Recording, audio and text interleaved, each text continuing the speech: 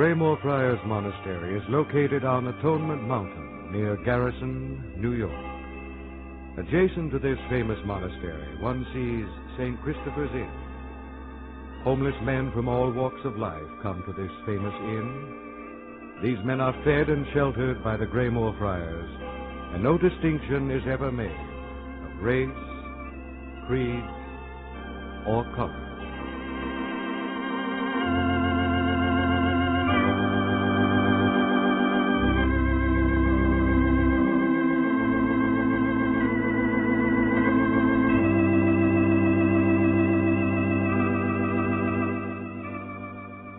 You are invited to listen to another chapter of the dramatized story, The Life of Christ, brought to you transcribed each week by the Graymore Friars, who offer this series with the prayerful hope that this vivid portrayal of the life of Christ will help to awaken in you a deeper personal love of God and a firm determination to strive to prove that love in your daily life.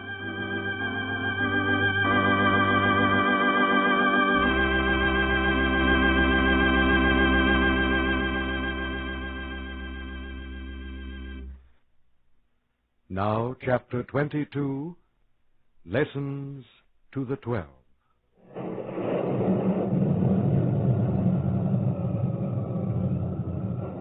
Come, children, hearken to me. I will teach you the fear of the Lord. Who is the man who loves life, who desires the day in order to enjoy good things? Keep thy tongue from evil, and thy lips from deceitful words. Turn away from evil and do good. Seek after peace and pursue it. The eyes of the Lord are upon the just, and his ears unto their cries. The countenance of the Lord is turned against those who do evil things, to cut off the remembrance of them from the earth.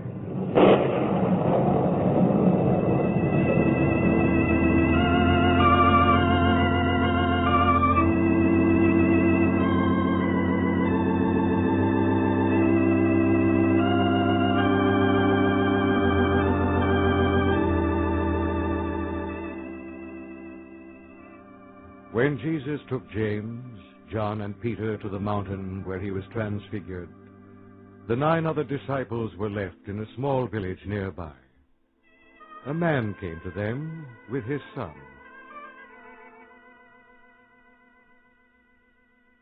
Are you not the followers of Jesus? Yes. I am Matthew. My name is Ezra. This is my son. Why is the boy in chains? He is possessed by a deaf and dumb demon. I was told that if I brought him to the followers of Jesus, you might say the magic words. The magic words that would cure him. What's going on here? Why have you gathered? You old man, what are you doing with that boy? I was just saying, sir, he is possessed. I have brought him to these good men, the followers of Jesus, that they might cure him. So you're followers of Jesus, are you? Yes. Where is he? May I ask who you are? Just answer my questions.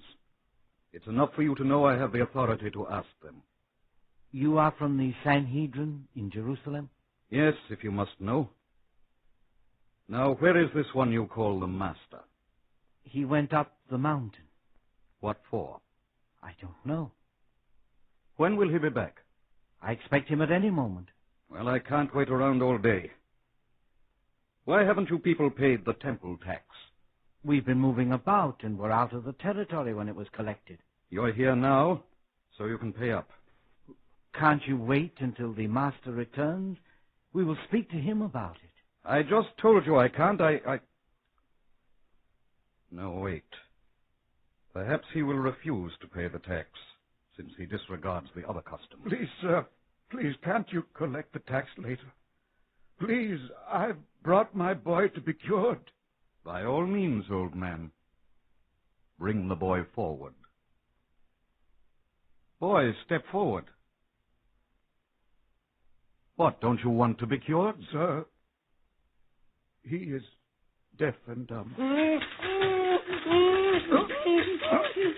Help me! He is as strong as an ox when he's like this.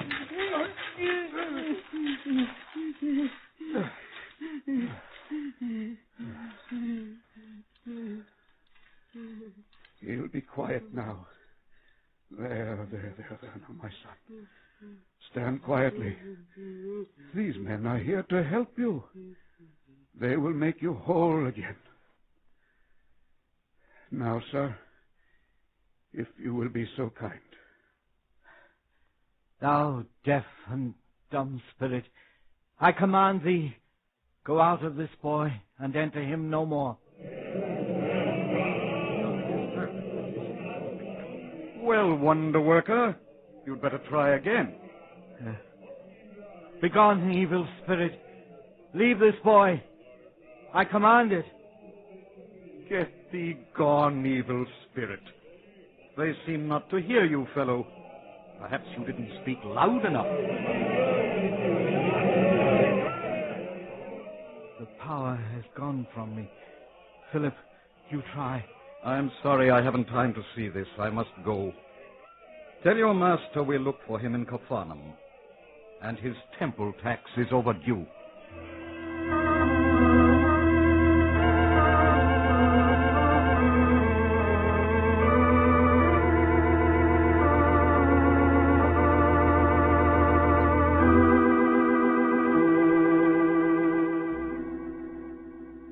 And Philip and Thomas and Simon and all the others tried but did not succeed in driving the evil spirit from the boy. And they were disheartened at the laughter and taunts of the scribes and the Pharisees. And the crowd looked on and snickered at their discomfort, and none noticed Jesus, who had come down from the mountain and had entered the village.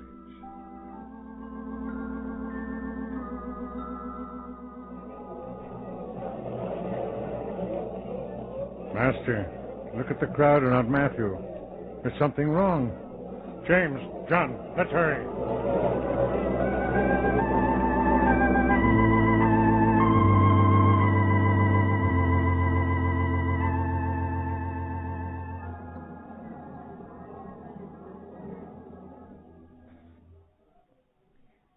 Here comes the master, with James and Peter and John. Please do I will something tell him about my the boy.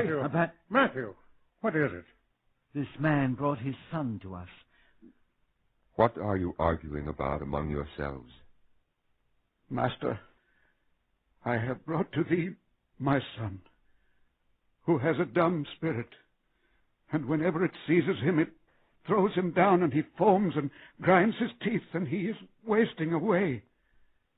And I told thy disciples to cast it out, but they could not. Matthew, is this true? Yes, Peter. I tried. Philip tried. All of us. Our power left us. Master, I can't understand what happened. O unbelieving generation, how long shall I be with you? How long shall I put up with you? Bring the boy to me. Yes, master. Look out! Stand clear of the chain. He's convulsed. Stand aside. It will pass soon.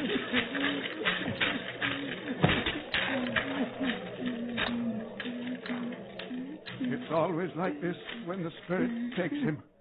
How long is it came upon him? From his infancy. Oftentimes it has thrown him into the fire and into the water to destroy him. But if thou canst do anything, have compassion on us and help us. If thou canst believe, all things are possible to him who believes. I do believe. I do believe. Help my disbelief. Thou deaf and dumb spirit, I command thee, go out of him and enter him no more.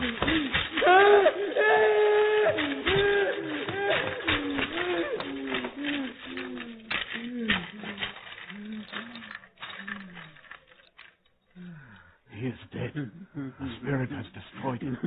My son, my son. Master, he is not dead. He breathes. Boy, take my hand. Arise. He lives. He is cured. Come. Let us leave this place. Master, why could not we cast it out? Because of your little faith. For amen, I say to you, if you have faith like a mustard seed, you will say to this mountain, remove from here, and it will remove, and nothing will be impossible to you. Oh, Master, a mustard seed is the smallest of all seeds, and yet we could not cast the evil out of the boy. But this kind can be cast out only by prayer and fasting.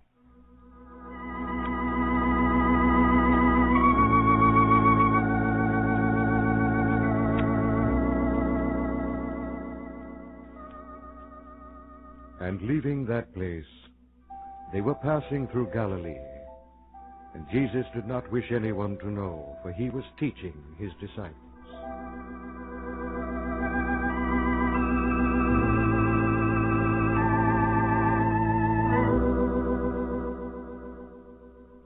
The Son of Man is to be betrayed into the hands of men, and they will kill him.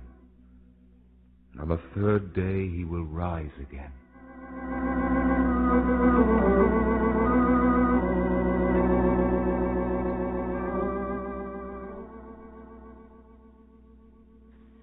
Peter, again he speaks of betrayal and death and rising on the third day.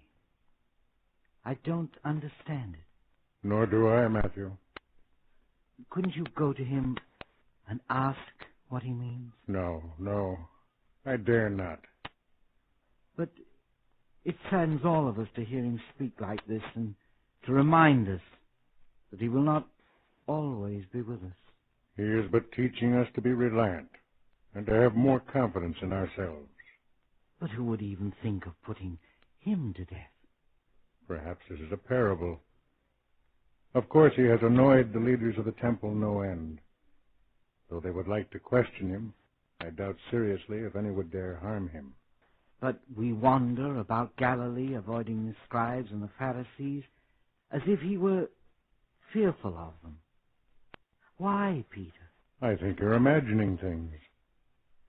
I hope so. Let me put your mind at rest. Jesus is returning to Capharnaum, which is swarming with delegates from Jerusalem.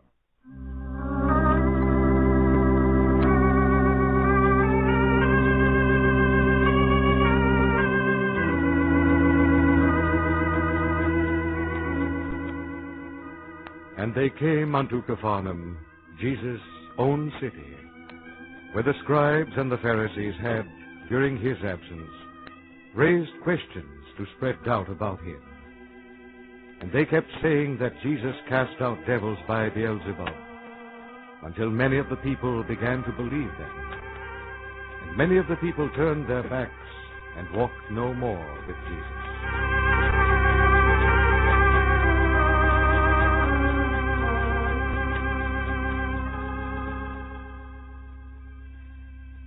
Peter, I have the feeling things have changed since we were last in Capharnaum.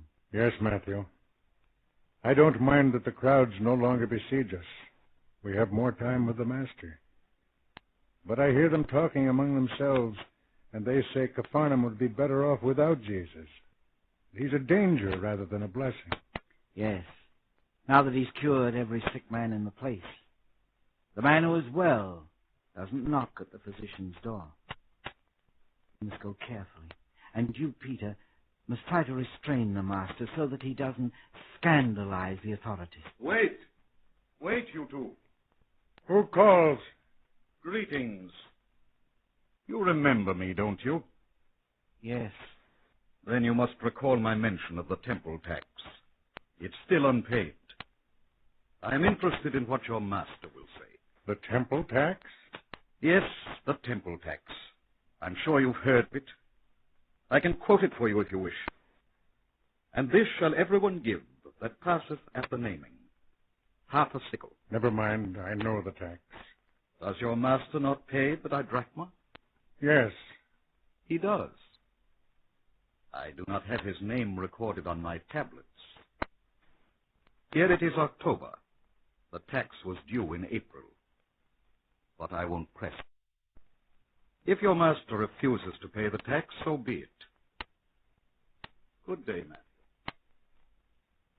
Strange he should mention the tax now. No. It's an indication of the change in attitude. When Jesus was here in April, he was curing people by the dozens. It would have been miserly of them to ask for this pittance of the tax. Now, well, they don't hesitate. Peter. Yes? Perhaps you should not have agreed so quickly that the master would pay the tax. Oh, I'm sure he will pay when asked. Would he not have paid at the time if he were concerned about the tax? Matthew, you disturbed me with this. What could I do? Tell him the master would not pay it? Come, what's done is done. We'd best get back with the provisions.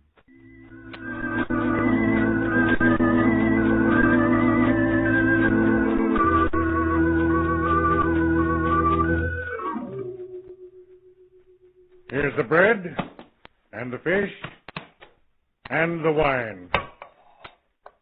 You should have seen the merchant who tried to sell me stale fish. Me, Peter. How he changed his tune when I told him I was a fisherman. Then he found fresh ones fast enough. Peter. And... Yes, master. Peter, what dost thou think? From whom do the kings of the earth receive tribute or customs? From their own sons, or from others? From others.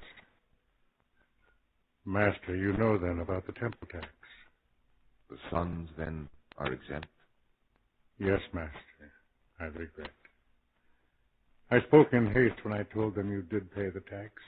I did not know. But that we may not give offense to them, go to the sea, cast a hook, and take the first fish that comes up. And opening its mouth, thou wilt find the stater. Take that, give it to them, for me and for thee. Yes, master. I'll go at once.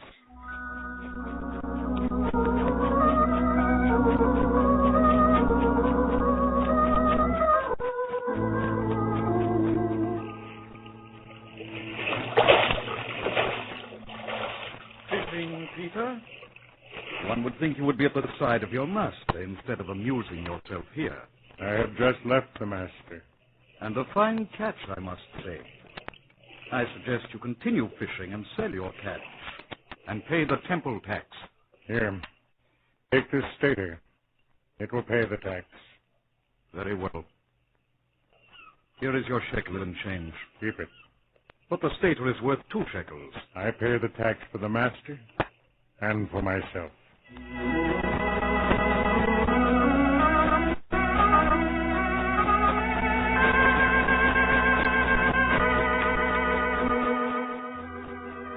And after paying the tax, Peter returned to Jesus, who took his disciples and left that place on a tour of Galilee.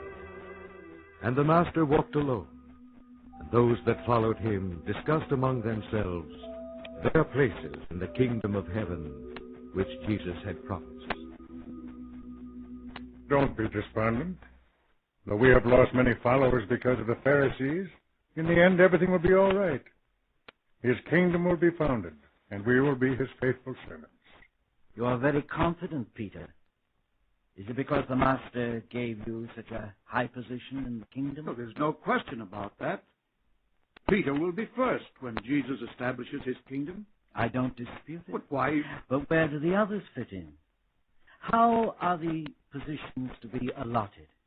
What do you mean, Matthew? Will men be selected for positions of authority because of special qualifications, or will they be selected because of seniority. Oh, I'm sure because of special ability.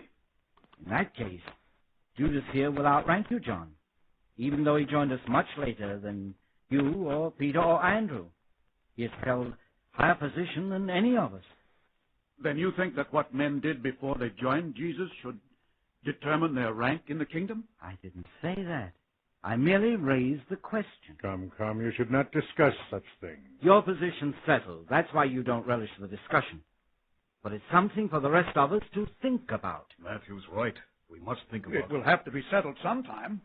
Then perhaps he who has most faith should be selected for the most important position. And just how is faith measured? Do you suggest that one has less faith than another? No, of course not. Perhaps the ability to preach or to perform miracles. In that case, John the Thunderer will be first. But I don't see that the one with the strongest voice is necessarily better qualified than he who can work miracles more frequently. As you did with the possessed boy? You were on the mountain with Jesus, so you didn't get a chance to try. You might not have done any better. Come, stop this unseemly discussion. Suppose the master should overhear you. He would not like it. But, Peter, the master should be thinking of this himself. You should take this up with him. You can hardly expect me to bring up the subject. But if the opportunity presents itself, will you? Yes, Matthew. But now let us find the master.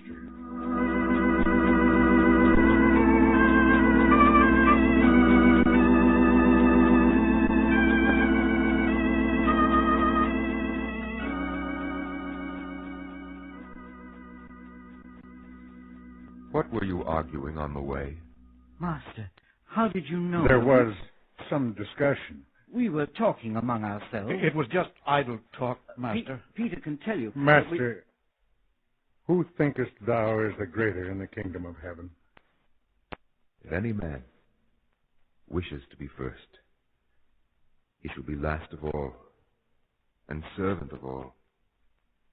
Master, I don't understand this saying. Is it... And Jesus took a little child and set it in the midst of them, and taking it unto his arms, he said, Amen, I say to you, unless you turn and become like little children, you will not enter into the kingdom of heaven. Whoever therefore humbles himself as this little child, he is the greatest in the kingdom of heaven. And whoever receives one such child for my sake receives me. But whoever causes one of these little ones who believe in me to sin, it were better for him to have a great millstone hung round his neck and to be drowned in the depths of the sea.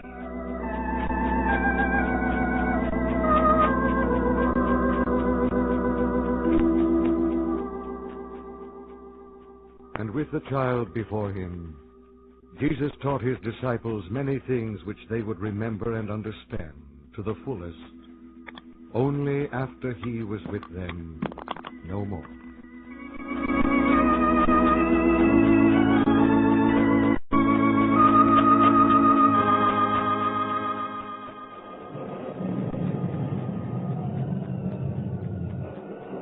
Come, children, hearken to me. I will teach you the fear of the Lord. Who is the man who loves life, who desires the day in order to enjoy good things? Keep thy tongue from evil, and thy lips from deceitful words. Turn away from evil and do good. Seek after peace and pursue it. The eyes of the Lord are upon the just, and his ears unto their cries. The countenance of the Lord is turned against those who do evil things, to cut off the remembrance of them from the earth.